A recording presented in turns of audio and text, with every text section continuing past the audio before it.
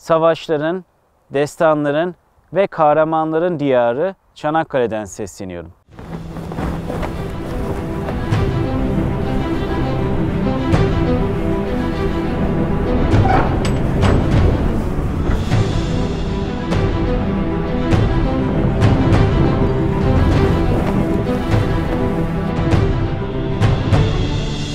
Çanakkale deyince akla hep savaşlar gelmiştir. Savaşlar deyince destanlar, destanlar deyince kahramanlar. Bu topraklar sadece iki milletin, iki devletin, iki medeniyetin savaştığı yerler olmamıştır. Bu topraklarda bütün Batı birleşmiş, bütün Doğu birleşmiş ve burada bu kesişim noktasında birbirlerine girmişlerdir.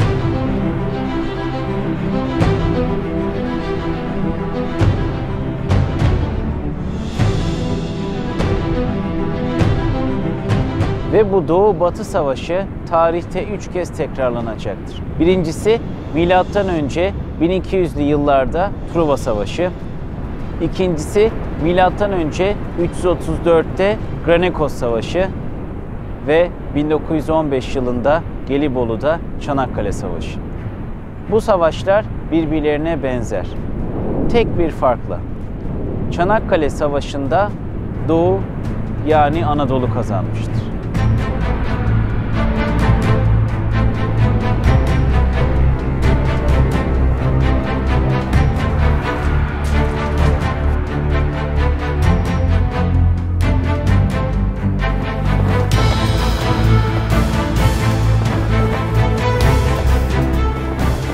Bu savaşlar o kadar büyük ve kanlıydı ki artık bu savaşlara savaş denmeyecekti. Bunlar birer efsane veya destandı. Truva efsanesi, Çanakkale destanı. Kiminin yazarı Homeros, kiminin yazarı Herodot, kiminin ise Mehmet Akif'ti. Peki neden? Bu bulunduğumuz bölge dünyanın en önemli boğazlarından birisine sahiplik ediyordu. Ve buradaki topraklar o kadar bereketliydi ki hiçbir zaman kıtlık görmemişti. Buraya hakim olan Anadolu'ya ve Balkanlara hakim olacaktı.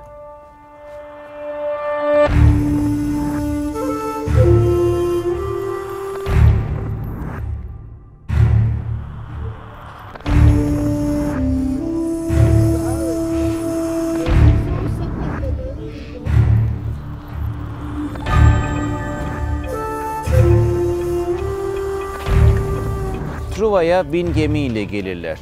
Agamemnon ve Aşille. Tüm Anadolu toplanır, Truva düşmesin diye. 10 yıl süren bu savaşta tahta at mıdır bu kadim şehri yıkan ve yakan bilinmez ama Batı kazanmıştı.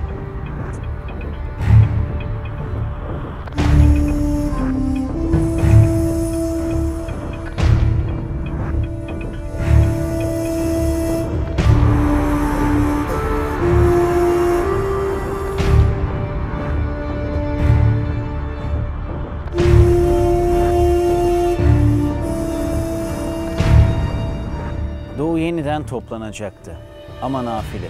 İskender koyacaktı kendini Aşil yerine. Tüm Anadolu buraya toplanacaktı ama Batı yine kazanacaktı.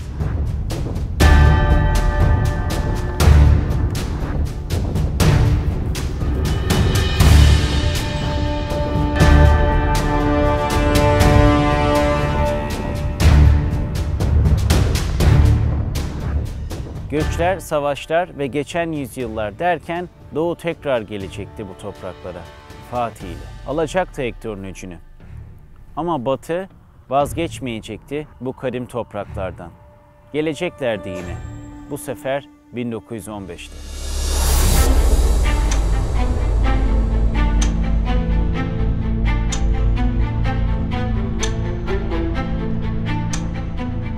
...18 Mart 1915'te tam 450 yıldır yenilmeyen, kendisine yenilmez armada lakabı takan İngilizler tarihinde ilk defa yenilecekti. Onları yenen ise 1683 2. Viyana kuşatmasından itibaren sürekli toprak kaybeden, sürekli yenilen Türklerdi. Bu zafer Türkler için bir diriliş olacak.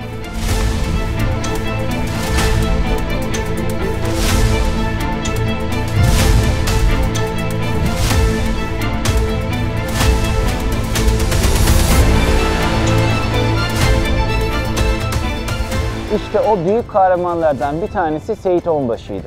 18 Mart 1915'te Büyük Boğaz Savaşı'nda top mekanizması bozulunca 215 kiloluk mermiyi sırtladı, 5 basamak çıkarak namluya sürdü. O ateşe verilen mermi savaşın gidişatını değiştirecek.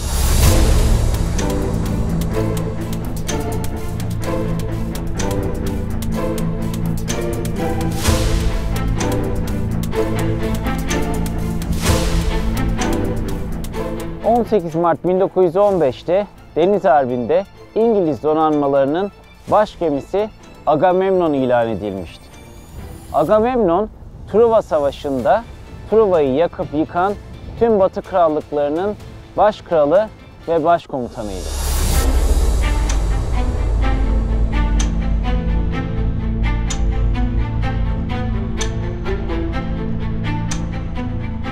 Agamemnon gemisi önderliğinde İngilizlerin beklentisi Truva'da olduğu gibi Çanakkale'de de zaferdi.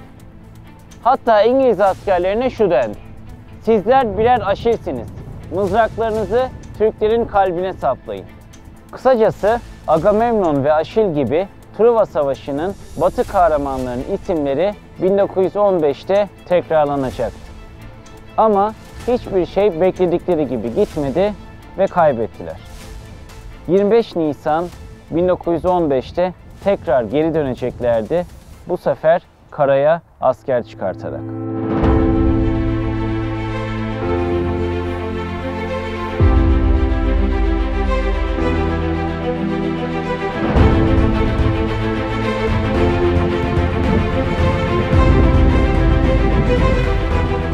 Gelibolu Yarımadası'nın tam altı noktasında gerçekleşecek bu çıkartma harekatına dünyanın dört bir yanından insanlar katılacaktı.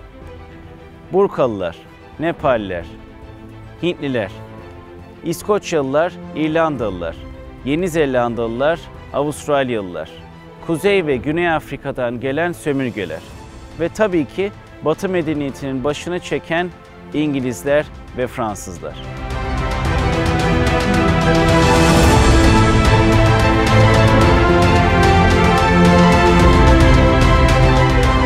Diğer yanda Doğu, tüm Anadolu da buradaydı. Halep'ten Bakü'ye, Kırım'dan Diyarbakır'a. İşte o kahramanlardan bir tanesi Yahya Çavuş'tu. Bu koya gelen ilk İngiliz birliklerini karşılayan kişilerden birisiydi. Buraya ilk gelen gemi bir ticari gemiydi. Koskoca kömür gemisi olan River Clay. Ama içinde 3000 tabur taşıyordu. Batılılar bunu Truva atı gibi gördüler ve zaferin timsali olarak saydılar.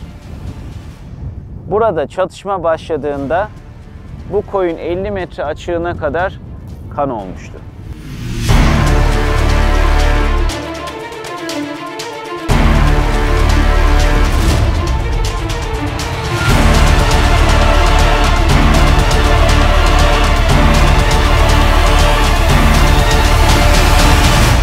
Siperlerde ve tünellerde aylarca süren bu savaşın sadece kahramanları eli silah tutan insanlar değildi.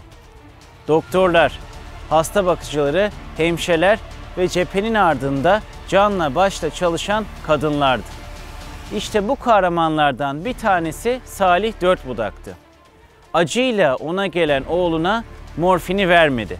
Çünkü morfin sadece iyileşebileceğini düşündüğü askerlerin ameliyatı için kullanılan anestezik bir maddeydi.